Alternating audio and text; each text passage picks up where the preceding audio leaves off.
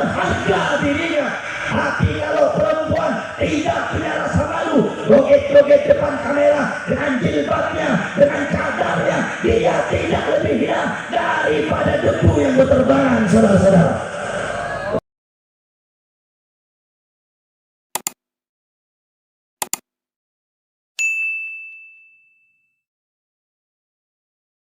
Bapak Ibu yang dimuliakan oleh Allah Subhanahu wa Ta'ala, sedikit yang ingin saya sampaikan, tolong disimak dan didengarkan baik-baik.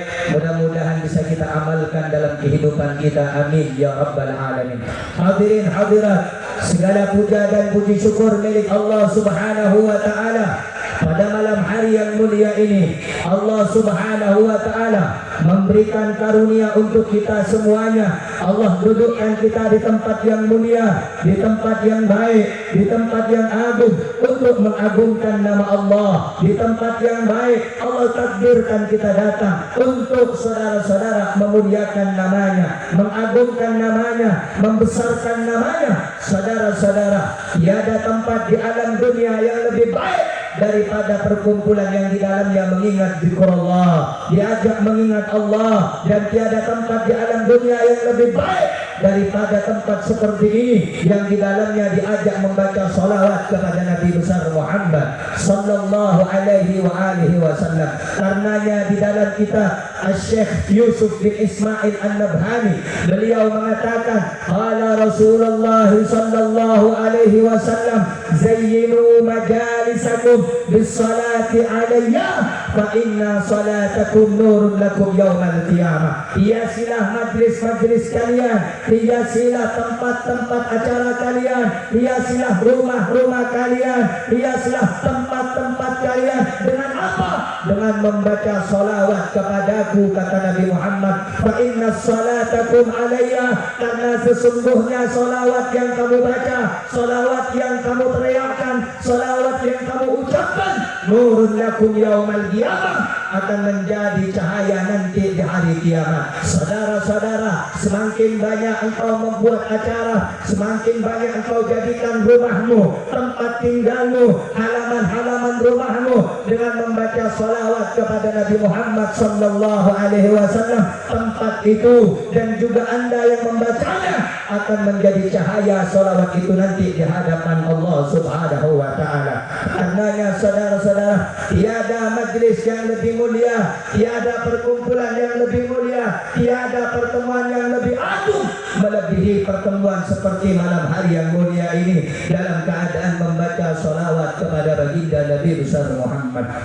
Saudara-saudara, tiada lisan yang Allah ciptakan di alam dunia kecuali lisan itu adalah lisan yang paling terbaik, yang basah karena zikrullah, yang basah karena salawat kepada Nabi Muhammad. Saudara-saudara, kenapa saya tekankan di awal ceramah saya untuk membaca salawat kepada Nabi Muhammad? Karena di akhir zaman sudah banyak orang-orang yang sudah pelit untuk menyebut namanya Nabi Muhammad. Di akhir zaman sudah banyak orang yang tidak peduli dengan salawat kepada Nabi Muhammad. Padahal salawat yang kamu baca, padahal nanti salawat yang kamu sebut, padahal nama Nabi Muhammad yang engkau teriakkan akan menolongmu nanti di hadapan Allah Subhanahu wa Ta'ala. Sebagaimana di dalam kitab As-Sayyid Abuya Muhammad bin Alawi Al-Maliki, di dalam kitabnya yang berjudul, bahwasanya beliau mengatakan di dalam kitabnya, Rasulullah sallallahu alaihi wasallam bersabda,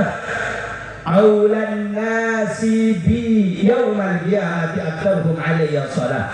Manusia yang paling utama, manusia yang paling dekat denganku, manusia yang paling dekat kedudukannya nanti di akhirat, mereka bukan yang hanya datang membawa pahala salat, mereka yang datang bukan hanya membawa pahala zakat, mereka yang datang bukan hanya membawa pahala haji, tetapi di antara mereka orang yang dekat denganku di hari kiamat, mereka adalah orang yang paling banyak bersolawat kepadaku. Sehingga saudara-saudara, penting bagi kita memperhatikan salawat. Salawat kata Habib Ali bin Muhammad Al-Habsyi, salatan yattasilu biha ruhun musalliyan alaihi. Salawat yang kamu baca bapak-bapak, salawat yang ibu-ibu baca, itu adalah pengikat tali yang akan menghubungkan dirimu, hatimu dengan Nabi Muhammad. Semakin banyak engkau baca sholawat, semakin besar dan semakin kuat ikatan hatimu kepada Nabi Muhammad sallallahu alaihi wasallam. Karenanya saudara-saudara, jangan pernah engkau tinggalkan majelis-majelis sholawat, jangan pernah engkau tinggalkan acara-acara sholawat, jangan pernah engkau sampai kering daripada lisanmu daripada sholawat, karena dengan sholawat itulah yang akan menuntun kita nanti untuk menjumpai baginda Nabi besar Muhammad sallallahu alaihi wasallam. Sallu ala Nabi Muhammad.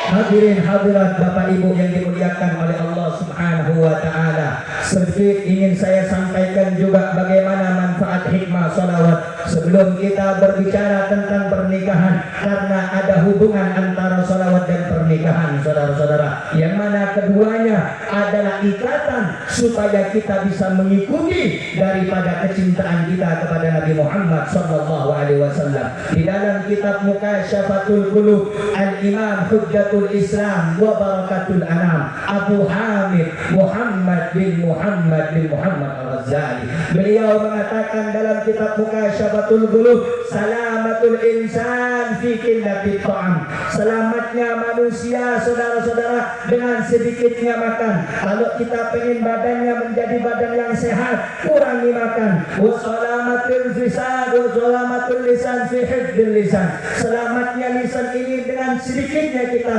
mengeluarkan kata-kata yang tidak baik.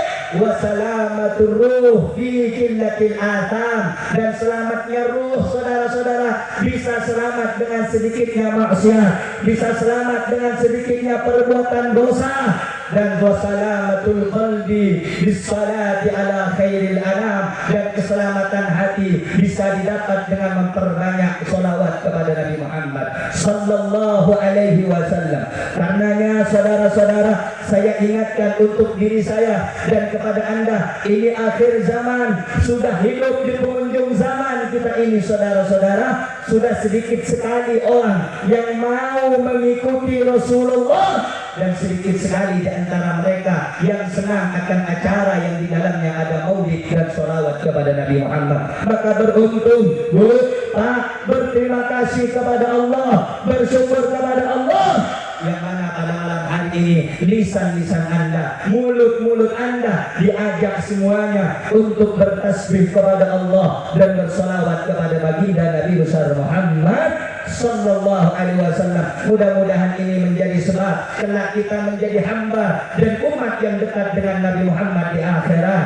Mudah-mudahan salawat yang kita baca pada malam hari ini menjadi sebab kita nanti di akhirat diakui sebagai umatnya Nabi Muhammad. Mudah-mudahan nanti di akhirat saya dan anda bisa duduk bersama, bisa kumpul bersama baginda Nabi besar Muhammad sallallahu alaihi wa ala alihi wa sahbihi wasallam. Amin ya rabbal alamin. Hadirin Bapak Ibu sekalian yang dimuliakan oleh Allah, bersyukur kepada Allah pada malam hari ini saudara-saudara, kita datang dalam rangka idkhal surur ala qalbil mu'min, menjadi orang yang menyenangkan hati orang mukmin. Dengan apa? Menyaksikan acara daripada walimatul urus, menjadi saksi daripada acara adanya dua insan yang Allah satukan dengan kalimat la ilaha illallah Muhammadur Rasulullah, yang Allah satukan dengan yang namanya tali pernikahan,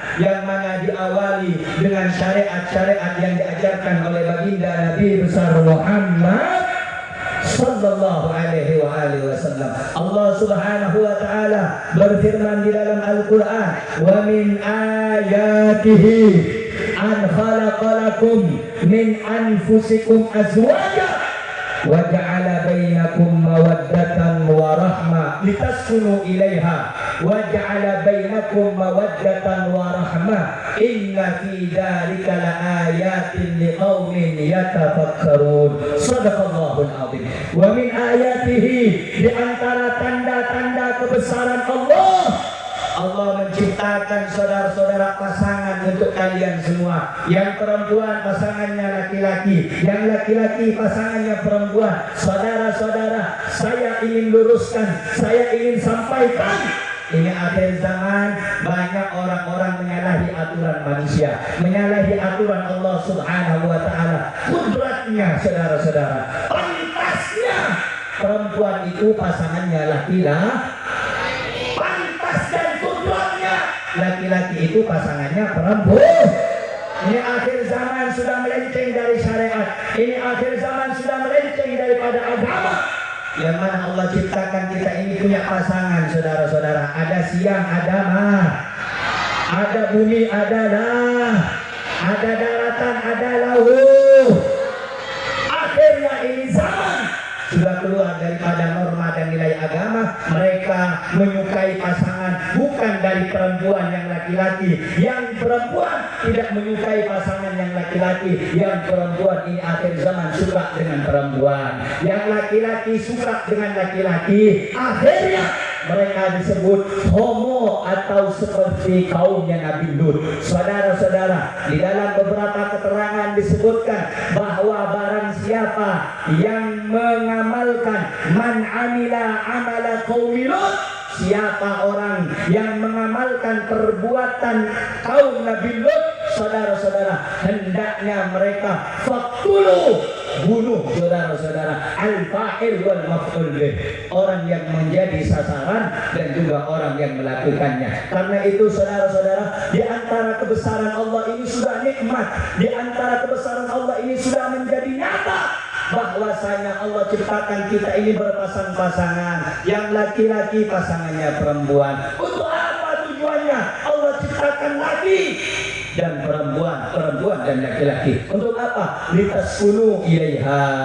Pada saat melakukan pernikahan seperti kedua mempelai pada malam hari ini, saudara-saudara, laki-laki menikah untuk menjadi condong hatinya, melihat yang perempuan tenang hatinya, melihat yang perempuan damai hatinya, melihat yang perempuan menjadi semakin meningkat ibadahnya kepada Allah. Itu hikmah daripada tujuan pernikahan. Kemudian Allah Subhanahu wa taala mengatakan wa ja'ala bainakum mawaddatan wa rahmah. Allah ciptakan dalam pernikahan ada mawaddah, ada warahmah. Mawaddah, cinta, rahmah, kasih sayang. Sehingga saudara-saudara, orang yang hanya mencintai tapi bukan karena Allah akan kandas di tengah perjalanan dalam percintaannya. Tetapi setiap rumah tangga yang dibangun karena takwa kepada Allah, maka rumah tangga itu akan Allah berikan mawaddah dan juga warahmah, ketenangan, cinta dan kasih sayang. Sebab pernikahan dilandasi dengan takwa kepada Allah Subhanahu. Kemudian Allah Subhanahu wa taala mengatakan bahwasanya yang demikian itu tanda-tanda Allah bagi orang yang mempunyai pikiran, bagi orang yang mau berpikir, bagi orang yang mempunyai akal. Sebab orang yang tidak mempunyai akal tidak akan mau mengikuti syariat dan aturan Allah Subhanahu wa ta'ala. Saudara-saudara, pernikahan ini adalah perkara yang sakral. Pernikahan ini adalah perkara yang mulia. Kenapa? Karena pernikahan adalah syariat yang telah dibawa oleh baginda Nabi besar Muhammad sallallahu alaihi wasallam. Allah Subhanahu wa taala berfirman di dalam Al-Qur'an, "Wa ma atakumur rasulu fakhudhu." Apa yang datang dari Nabi Muhammad, apa yang diperintahkan oleh Nabi Muhammad, fakhudhu, amalkan, kerjakan. Wa ma nahakum anhu fantahu. Apa yang dilarang oleh Nabi Muhammad, apa yang tidak disukai oleh Nabi Muhammad, fantahu, tinggalkan. Di antara amalan syariat yang dibawa oleh Nabi Muhammad yang harus kita lakukan adalah menikah. Siapa orang yang menikah, maka dia telah menghubungkan dirinya sebagaimana perbuatan baginda Nabi besar Muhammad. Sallu ala Nabi Muhammad. Makanya jangan pernah pernah meremehkan acara pernikahan. Kenapa saudara-saudara? Ini akhir zaman, orang lebih memilih berzina daripada melakukan pernikahan. Orang lebih memilih dikotori dan dinodai daripada mereka memilih dihalal. Banyak di luar sana perempuan-perempuan dengan bangganya membuka aurat, perempuan-perempuan dengan bangganya mereka maksiat, munkarat, walalat, sayyiat, mukhalafat. Buka kerudung, you can see my paha, pahanya kelihatan, mereka bangga. Oh, saya saudara-saudara, saya punya pacar ganteng, saya punya pacar kaya. Engkau dinodai, engkau dikotori. Perempuan zaman sekarang lebih memilih dinodai, saudara-saudara. Betul apa betul? Betul apa betul? Makanya Nabi Muhammad diutus oleh Allah. Innama bu'ithu liutammima makarimal, supaya yang perempuan akhlaknya baik, yang laki-laki akhlaknya baik. Dalam syariat Islam ada pernikahan, dalam syariat Islam adanya perkawinan, supaya engkau wahai perempuan menjadi kaum yang dihormati oleh laki-laki, dan yang laki-laki tidak sembarangan berbuat kotor kepada perempuan. Makanya saudara-saudara, baginda Nabi besar Muhammad sallallahu alaihi wasallam, beliau bersabda, man tazawwaja faqad istakmala nisfal iman. Barang siapa yang menikah, maka dia telah menyempurnakan separuh keiman. Separuh keiman. Jadi pernikahan bukan main-main, saudara-saudara. Pernikahan bukan tiada manfaatnya, saudara-saudara. Pernikahan bukan tiada kebaikannya, saudara-saudara. Justru dengan menikah Anda bisa terjaga keimanannya kepada Allah Subhanahu wa ta'ala. Hadirin hadirat yang dimuliakan oleh Allah, pernikahan ini Bu Pak adalah sunnahnya para nabi dan sunnahnya para roh. Bahkan semua para nabi melangsungkan daripada pernikahan. Bahkan di dalam riwayat nanti Nabi Isa alaihi salatu wassalam, beliau akan turun ke alam dunia dan beliau akan menikah, saudara-saudara. Nabi Isa sampai sekarang belum menikah, tapi nanti di akhir zaman akan Allah turunkan ke dunia dan beliau akan melangsungkan pernikahan. Saudara-saudara, di dalam kitab Fadilah min Fadail Nikah dijelaskan arba'un, dengarkan yang perempuan dan laki-laki, arba'un min sunanil anbiya wal mursalin. Ada 4 perkara sunnahnya Nabi dan sunnahnya para rasul. Yang pertama al-haya, sunnahnya Nabi dan Rasul yang pertama punya rasa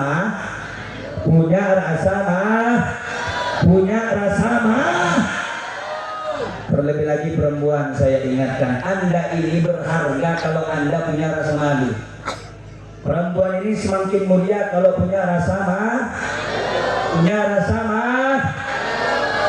sampai disebutkan dalam hadis dalam kitab Huququl Lujain fi huquqi bainaz zawjain, Asy-Syaikh Muhammad Nawawi bin Umar Al-Bantani. Dalam kitab beliau bahwasanya Rasulullah sallallahu alaihi wasallam bersabda, laula anna Allah satara al-mar'ata bil haya lakanat la tusawi kaffan min turab. Andai kata Allah tidak menutupi wanita dengan rasa malu, niscaya mereka bagaikan debu yang diterbangkan, saudara-saudara. Tahu dengan debu, saudara-saudara? Oh, ini ke debu sampean. Ada argen mereka. Maka dari ini semakin dia menjaga malunya, semakin berharga dirinya. Tapi kalau perempuan tidak punya rasa malu, joget-joget depan kamera dengan jilbabnya, dengan cadarnya, dia tidak lebih hina daripada debu yang berterbangan, saudara-saudara. Betul. Perempuan bagaikan mutih, bagaikan berli, kayak punya rasa Tapi kalau perempuan tidak punya rasa malu seperti debu yang berterbang. Jelas yang perempuan ini? Jelas. Dengan jilbabnya joget-joget depan TikTok. Ada. Betul. Dengan mukanya yang ditandang-dandang, gintunya yang merah merona, joget-joget dengan jilbab, bikin malu baginda Nabi Muhammad. Ada apa tidak? Ada apa tidak? Ada apa tidak? Terus bilang, wih ini spek-spek bidadari. Sejak kapan bidadari, saudara-saudara? Hidupnya memamerkan aura. Betul? Betul apa betul? Tidak ada bidadari seperti itu, saudara. Yang ada seperti itu jerengkong. Betul apa betul? Betul apa betul? Oh, ini spek bidadari. Apakah spek seperti ini yang kau sia-siakan? Saudara-saudara, saya tanya laki-laki, mau cari perempuan yang joget-joget di depan kamera, mau? Ayo jawab yang laki-laki, mau cari pasangan yang kayak belut sawah, belut sabe, ini belut sabe, leten. Mau cari seperti itu yang laki-laki, mau? Mau apa tidak? Jawab, mau apa tidak? Mau yang joget-joget? Mau yang joget-joget? Mau yang buka aurat? Mau yang buka aurat? Betul betul. Laki-laki pengen cari pasangan yang soleh, cari pasangan yang baik. Jadi 4 perkara diantaranya katanya para nabi dan para rasul kebiasaannya. Yang pertama al-haya, yaitu punya rasa.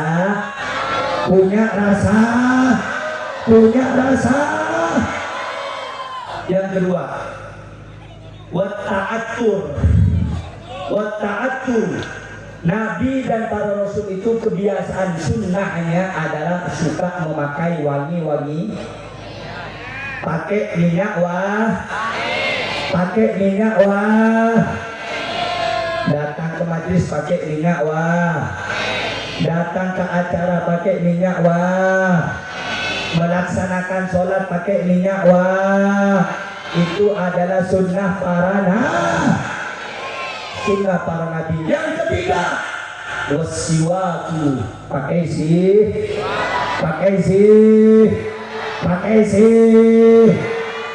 Kata Nabi sallallahu alaihi wasallam dalam hadis, laula an asyqa ala ummati la amartuhum bis-salati bisiwaki ma'a kulli salat.